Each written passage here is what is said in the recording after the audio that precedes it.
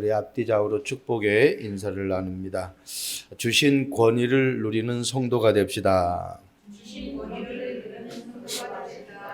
하나님이 우리에게 엄청난 권위를 주셨어요. 우리 권력과 권위의 차이가 분명히 있죠. 권력은 법률적인 용어입니다. 법률적으로 인정된 그러한 내용들이 권력이죠. 그러나 권위는 어떻게 보면은 학술적이고 도덕적인 측면에서가 많습니다. 이거는 예를 들어서 어떤 사람이 아주 유명한 그런 부분들을 발견했어요. 그러면 그 사람 우리가 권위자다 그러잖아요. 그 분야에는 권위자다. 그래서 하나님이 우리에게 주신 것은 어떻게 보면 내가 하나님의 자녀가 되었다라는 것은 세상 법률적으로는 아무 적용이 안 돼요. 그러나 그 권위는 어마어마한 응답과 축복으로 우리에게 나타난다는 것입니다. 세상의 내용도 내가 조금 더 잘 알면은 그 분야에 대해서 인정을 받아서 그 인정받음으로 말미암아 많은 사람들이 나에게 와서 그 분야에 대해서 배우듯이 내가 복음을 정확하게 안다고 하면은 나를 통해서 수많은 사람들이 살아날 수밖에 없다라는 것이죠. 그래서 우리가 하나님이 나에게 주신 그 권위 중에 권위가 하나님의 자녀라는 이 사실입니다. 이 땅에 살아가는 사람 중에 가장 불쌍한 사람이 누구라고 생각합니까? 돈 없는 사람요? 아니에요. 못 배운 사람 아닙니다. 좋은 환경에 살지 못하는 사람 아닙니다. 하나님을 제대로 모르는 사람이에요. 구원받았는데 하나님의 자녀다운 삶을 살지 못하는 사람. 그럼 내가 하나님의 자녀라면 하나님의 자녀의 삶을 살아가야 돼요. 그 사람이 불쌍한 사람이에요. 왜? 구원받은 축복을 다 놓치고 살아가잖아요. 분명히 예수님이 말씀하셨죠. 하늘과 땅의 모든 권세를 내게 주셨으니 내가 너희와 세상 끝날까지 항상 함께 하겠다고 그랬어요. 그거는 내가 잘나고 못나고 그리고 내가 배우고 못 배우고 내가 있고 없고 그거가 상관없어요. 내가 예수 그리스도를 영접하는 순간 하나님이 나와 함께. 여러분, 그래서 오늘 본문에 이 대제사장, 서기관, 장로들이 예수님 앞에 나와서 묻잖아요. 무슨 권위로 이런 일을 하느냐 그래서 누가 이런 일할 권위를 주었느냐. 그러니까 예수님이 누구인지를 몰라요. 종교 지도자들이 예수님이 하시는 일을 모를 뿐만 아니라 예수님이 누구인 줄을 모른단 말이에요. 한마디로 이 말은 무슨 말입니까? 목사로 부름받았는데 목사가 복음을 모르요. 그리스도를 몰라요. 그래서 교회에서 율법과 윤리, 도덕을 말하는 목회자들이 많습니다. 착하게 살아라, 열심히 살아라, 노력해라, 하면 된다. 그거는 종교입니다. 오늘 쉽게 말하자면요. 예수님이 묻잖아요. 그렇다면 내가 너희들에게도 내가 한마디 묻겠다. 그 질문에 대답을 하라고 그러잖아요. 세례 요한이 가지고 온 그 권위가 하늘로부터냐 사람으로부터냐 이 말이거든요. 이 말은 뭐예요? 종교냐 복음이냐 이걸 지금 질문하는 거예요. 그래서 첫 번째 오늘 사람으로부터 오는 권위. 결론적으로 말하면 종교입니다. 여러분 사람은 한계가 있어요. 완전할 수가 없습니다. 그래서 어떻게 해요? 사람으로부터 오는 것은 한계가 있어요. 예수님이 아주 교모하게 이 서기관들, 대제사장들, 이 장로들에게 정확한 아주 허리를 찌르는 질문을 하신 거예요. 그게 마가복음 11장 28절이에요. 여러분 세상의 기준으로 이 바리새인들은요, 서기관 장로들은 이 세상 기준으로 예수님을 보는 거예요. 모든 문제 사건을 세상 기준으로. 답 없습니다. 갈등만 옵니다. 어제도 저희 집에서 한 분이 예수님을 구주로 영접했어요. 이 금요일 날도 예수님을 나의 구주로 영접한 분이 또 한 분 계세요. 이렇게 하나님이 계속해서 우리에게 말씀으로 역사하시는 그런 부분들을, 하나님의 자녀가 되었다라는 것은 어마어마한 사건이에요. 성경에 뭐라고 하냐? 한 영혼이 돌아오면 천하를 얻은 것. 한 영혼이 천하보다 귀하다라는 거. 그러니까 천하를 얻은 것 이상의 축복을 받은 거예요. 내가 구원받았다라는 것은 어느 누구에게도 꿀릴 것이 없는 신분으로 변화된 것입니다. 그래서 종교는 사람이 하는 거예요. 사람이 시작이에요. 종교는 열심이에요. 노력이에요. 그건 얼마나 힘들겠어요. 그런데 복음은 그렇지 않습니다. 여러분, 예수님이 무엇 때문에 오셨으며 무엇 때문에 죽으셨으며 무엇 때문에 다시 살아나셔야 되는 이 세 가지를 꼭 알아야 돼요.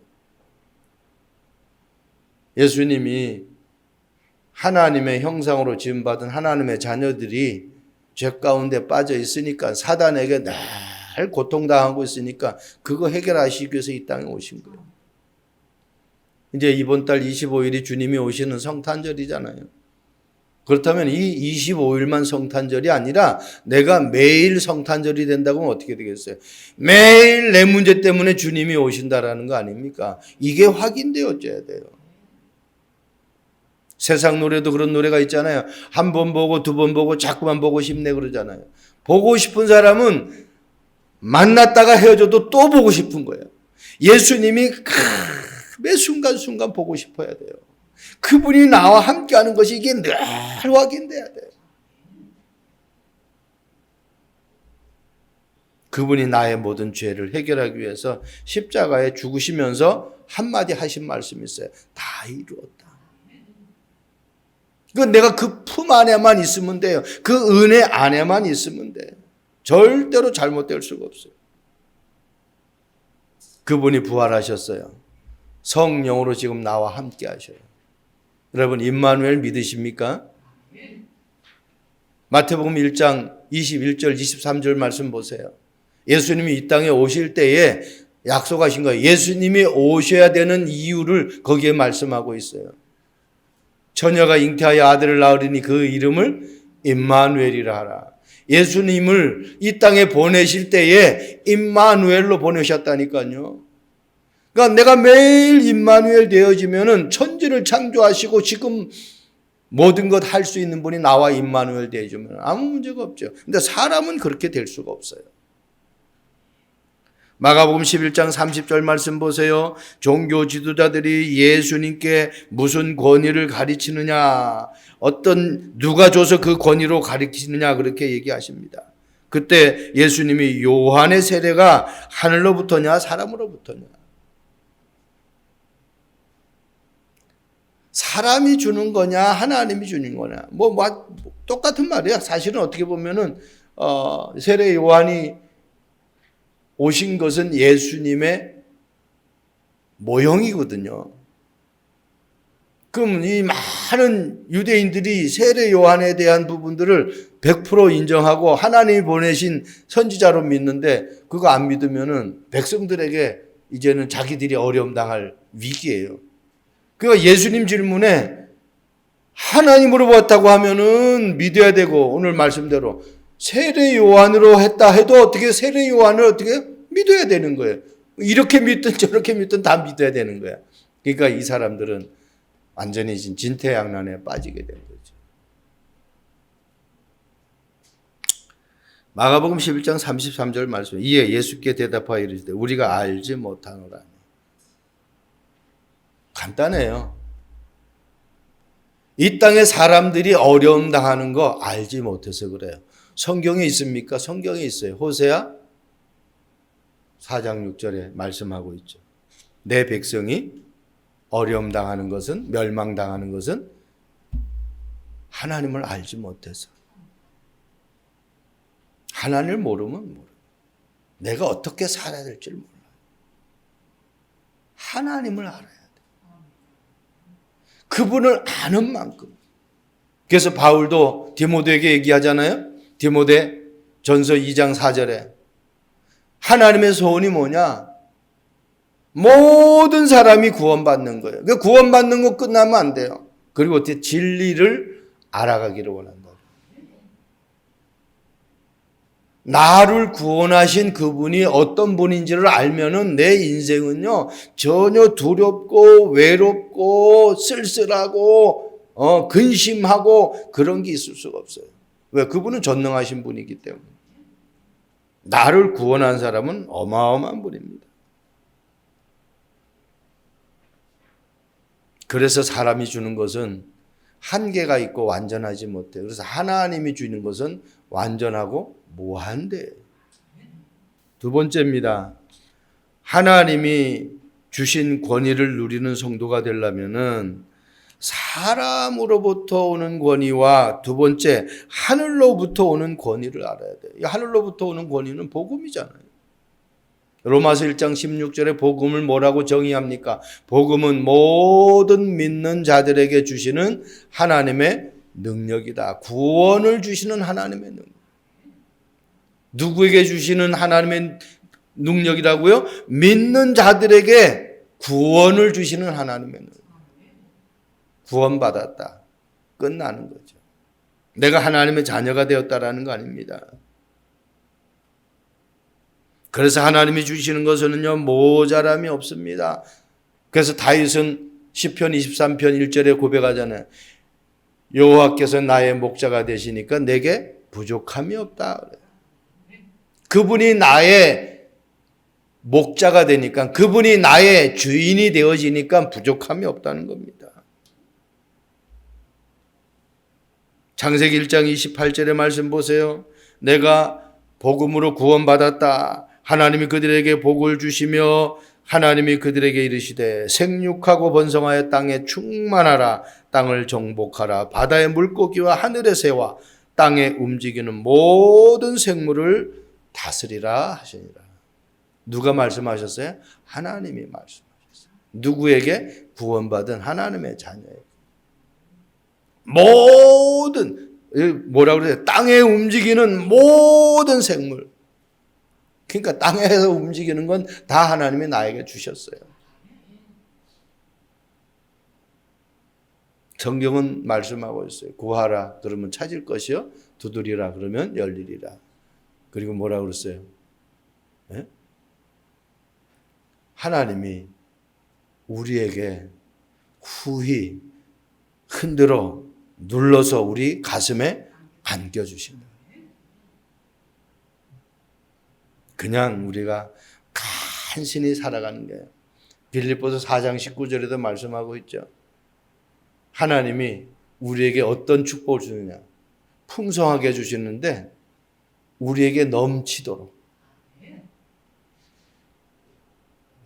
마태복음 28장 18절 20절 말씀 보세요. 예수께서 나와 이르시되 그러면서 하늘과 땅의 모든 권세를 내게 주셨어요. 예수님께서 권세를 하나님이 자기에게 주셨대요. 그래서 그분이 지금 나와 함께 하시잖아요. 그러면 하늘과 땅의 모든 권세를 가지신 분이 지금 어디 계신다고? 나와 함께 한다라는 겁니다. 그러면요 이게 보통 축복이냐고. 그러면서 내가 너희에게 분부한 모든 것을 가르쳐 지키게 하라고 그랬어요. 아는 만큼 가르쳐 줄 수 있고 아는 만큼 내가 말할 수 있잖아요. 그래서 내가 자꾸 말씀을 알아가야 돼. 베드로전서 2장 9절 말씀 보세요. 너희는 택하신 족속이요 왕 같은 제사장들이요 거룩한 나라요 그의 소유가 된 백성이니. 그의 소유가 된 백성이니. 내가 누구의 소유냐라는 걸 놓치면 안 돼. 내가 하나님의 소유라는 거예요. 그러면 어떻게 하나님이 책임져요. 여러분들에게 아주 소중한 귀금속이 있어요. 그걸 누가 뺏어가려고 그래요. 여러분 그냥 뺏어가도록 그냥 가만히 무방비 상태에서 놔둡니까? 절대로 그렇지 않죠. 안 뺏기려고 막 그러다가 내가 힘이 딸리면 막 주변 사람들을 갖다가 요청을 해요. 경찰서에다가 신고를 해요. 왜? 찾아야 되니까. 얼마 전에 우리 교회 성도 가운데 자전거를 타고 와가지고 밑에다가 자전거를 대놨는데 누가 가져가 버렸어요.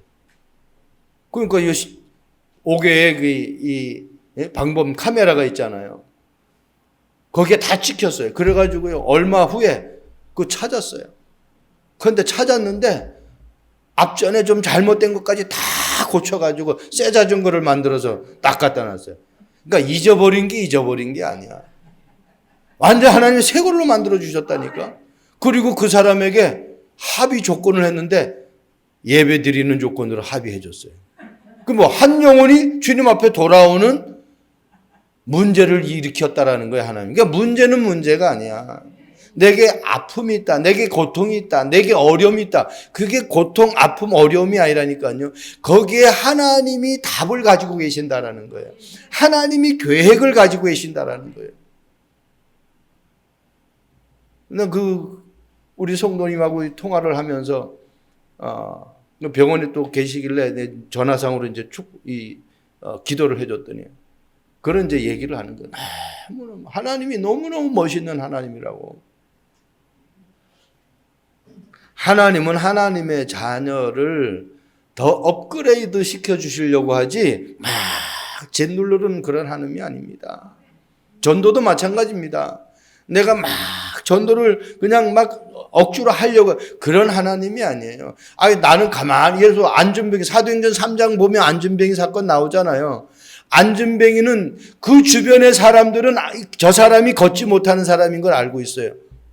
근데 이 사람이 그냥 아무 말 안 하고 걸어만 다녀도 그 사람은 준 거예요. 와가지고 자기들이 묻는다니까 어떻게 걷게 됐느냐. 그때 어떻게 해요? 예수 그리스도 이름으로 걷게 됐어. 그거 한마디가 전도예요. 찾아가서 전도하는 것도 있지만 내게 증거가 있으면은 사람들이 찾아와요. 요셉 보세요. 전 세계에 흉년이 들었어. 누구를 찾아와요? 애굽의 요셉을 찾아온다니까. 싸르들어. 그러니까 나에게 증거가 있어요. 그 증거는 다른 거 아니에요. 내 안에 하나님이 성령으로 함께 하신다라는 이 사실을 믿고 정말 기도 속에 하나님의 은혜를 누리시기를 바랍니다. 하나님이 그의 소유가 된 백성이라는 거예요. 그러니까 나를 건드릴 자가 없어요. 그래서 주님은 우리에게 이 일을 맡긴 겁니다. 어두운 데서 불러내어 가지고 아름다운 덕을 선포하게 하려 하십니다. 내가 만난 그리스도, 나에게 자유와 해방과 기쁨을 준 그 그리스도를 내가 말할 수 있어야 돼. 그러려면 내가 그 그리스도에 대해서 깊이 알아야죠. 그분의 사랑을 알아야 돼. 사랑해 본 사람만 사랑을 할 수 있어요. 그리고 사랑을 말할 수 있어요.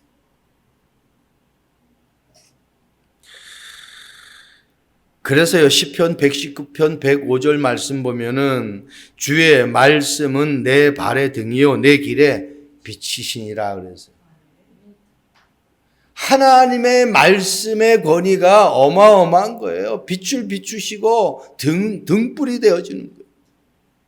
히브리서 4장 12절에 하나님의 말씀이 어떤 말씀입니까? 살아있고 활력이 있다고 그랬어요.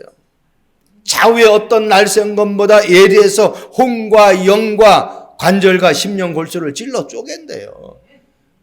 아프다? 내가 힘들다? 언약 붙잡으세요. 하나님의 말씀이 의사가 되지 못하는, 의사가 고치지 못하는 것까지도 하나님이 말씀으로 치유하시겠다는 거예요.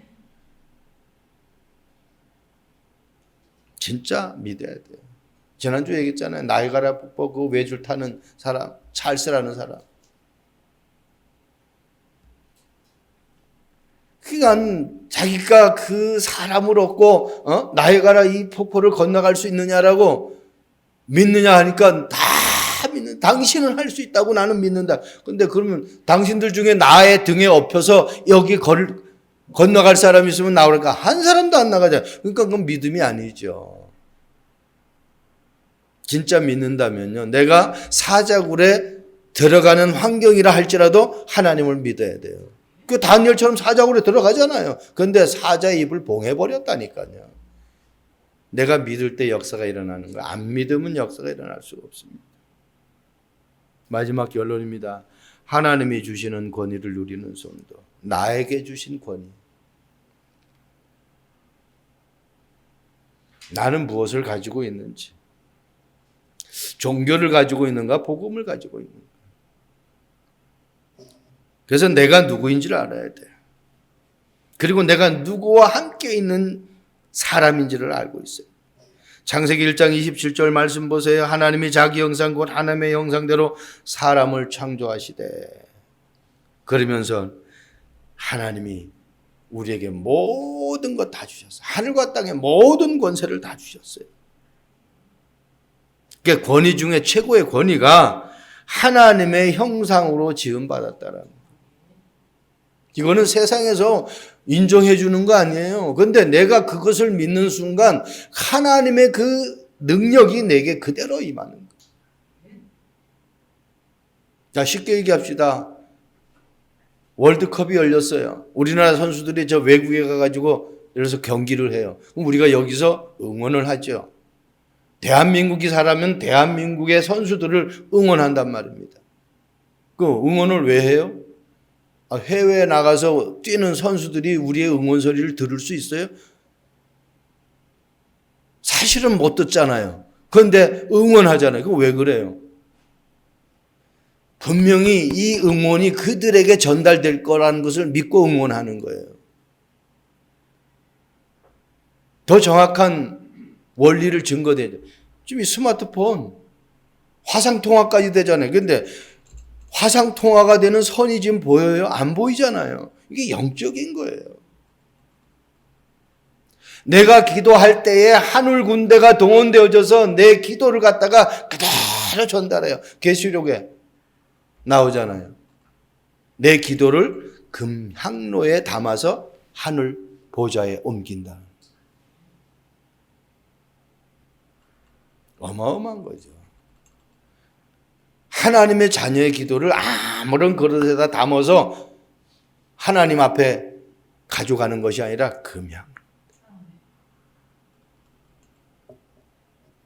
그러니까 내가 구원받은 하나님의 자녀다, 하나님의 형상이다라는 것은 어마어마한 사건. 그게 권위 중의 권위예요.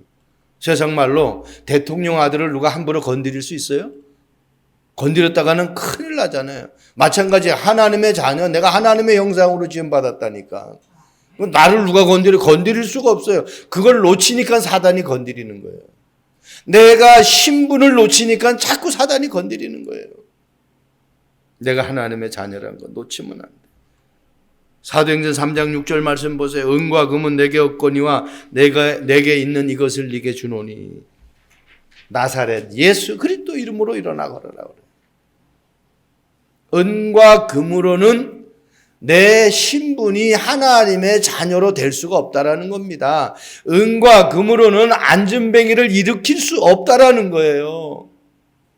만약에 그렇게 해서 내가 뭔가 어떤 타이틀을 땄다, 돈을 주고 내가 어떤 권력을 땄다, 그거 들키면 어떻게 해요?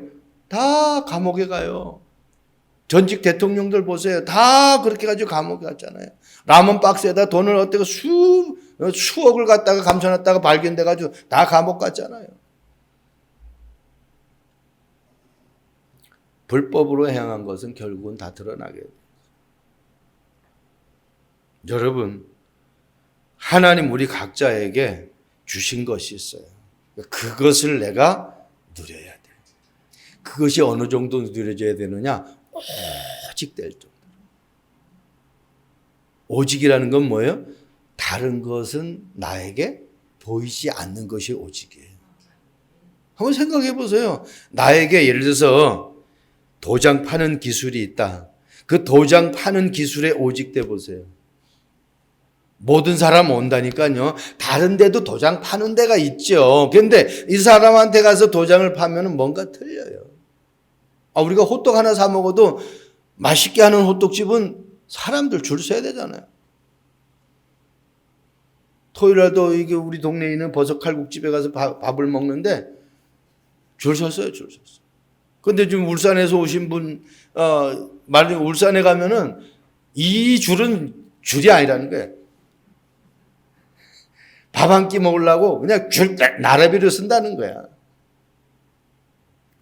그러니까 그런데 가면은 내가 제대로 대우받지 못하고 밥을 먹어야 되는데 그래서 안 먹는다는 거야. 손님 없는 데 가서 편안하게 인정받으면서 거기 가면 서비스가 너무 좋다는 거야. 사람 많으니까 아무래도 서비스가 소홀하겠죠. 그런데 우리 사람 많아도 오늘 그날 갔더니 야채가 추가하면은 2,000원인데 서비스입니다 하고 그냥 야채 갖다 주더라고. 그러니까 내가 구원받은 하나님의 자녀라면 하나님이 나에게 주신 것이 있어요. 그게 달란트라고 그래요. 그걸 찾아. 똑같이 하는데 나는 그 사람보다 뭔가 좀 틀린 게 있어요. 예를 우리가 말을 해도 그 말을 하면은 그 말 한마디에 이 사람이 막 똑같은 말인데 감동받는 사람 있잖아요. 그 사람은 언어에 달란트를 준 거란 말이에요. 그 말 가지고 얼마든지 사람을 갖다가 어떻게 변화시킬 수 있는 거예요. 글을 잘 쓰는 사람은 글 하나를 갖다가 한 문장을 제대로 써버려 이 글 때문에 사람이 변화될 수 있다.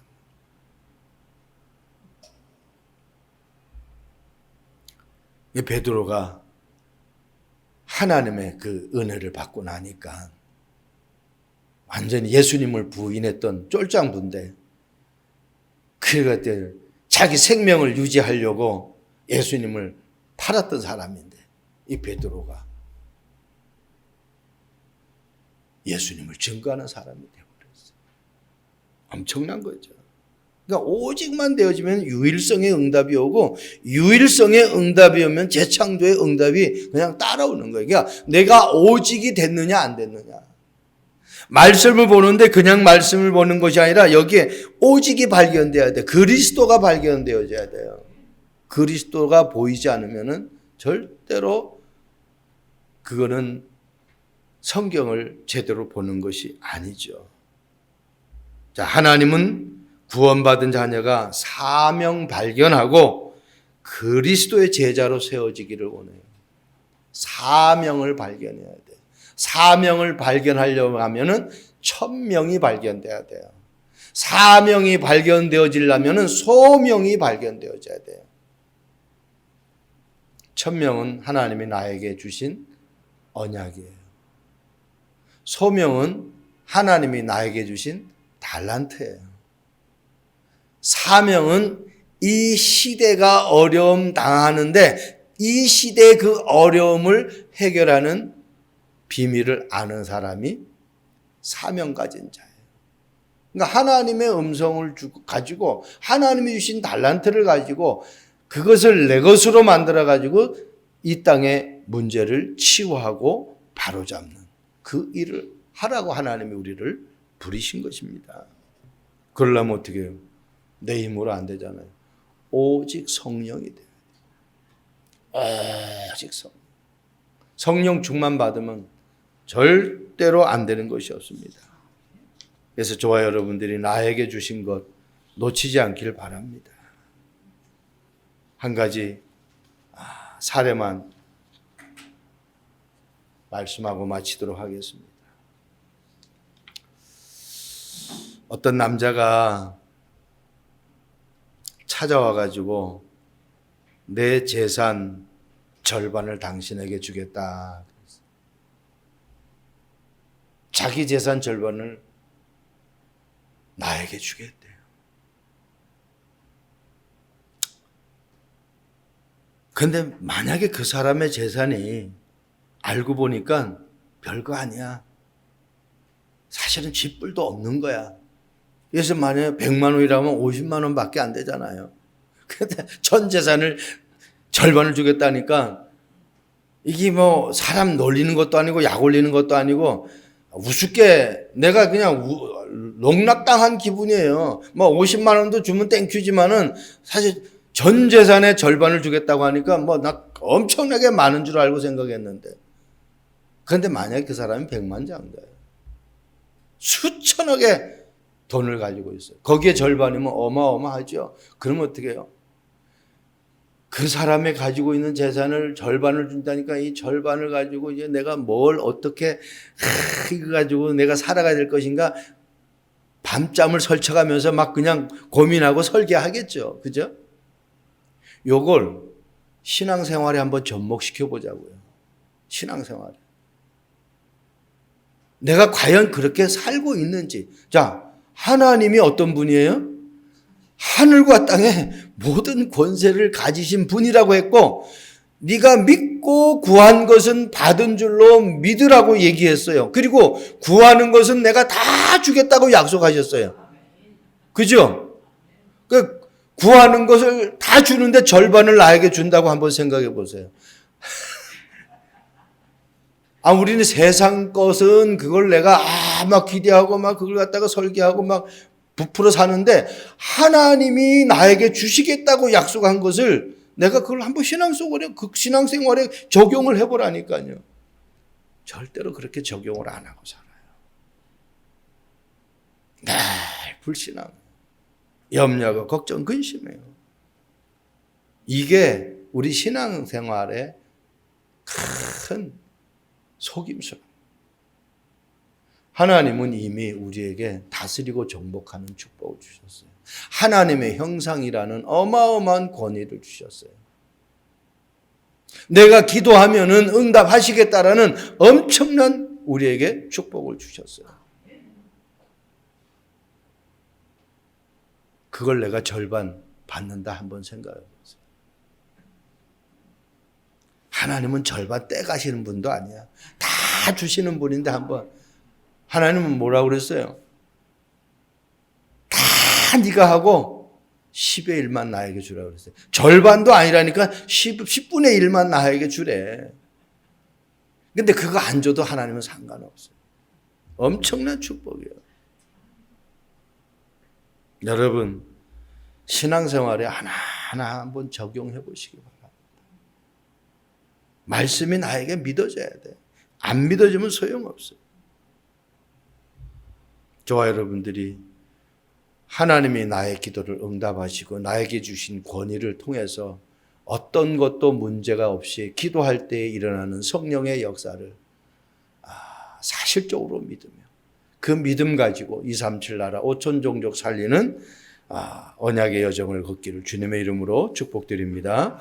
좋으신 하나님을 찬양합니다. 하나님이 주신 권위, 내가 믿는 그 하나님이 종교인지 복음인지, 내가 종교를 믿고 있는지 내가 복음을 믿고 있는지를 다시 한번 확인하는 시간 되게 하옵소서. 하늘과 땅의 모든 권세를 가지신 주님이 성령으로 24시간 나와 함께하며 세상 끝날까지 나를 지켜주시겠다고 약속하셨습니다. 이 권위를 놓치지 않도록 성령께서 날마다 은혜로 덧입혀 주옵소서. 감사를 드립니다. 주 예수 그리스도의 이름으로 기도합니다. 아멘.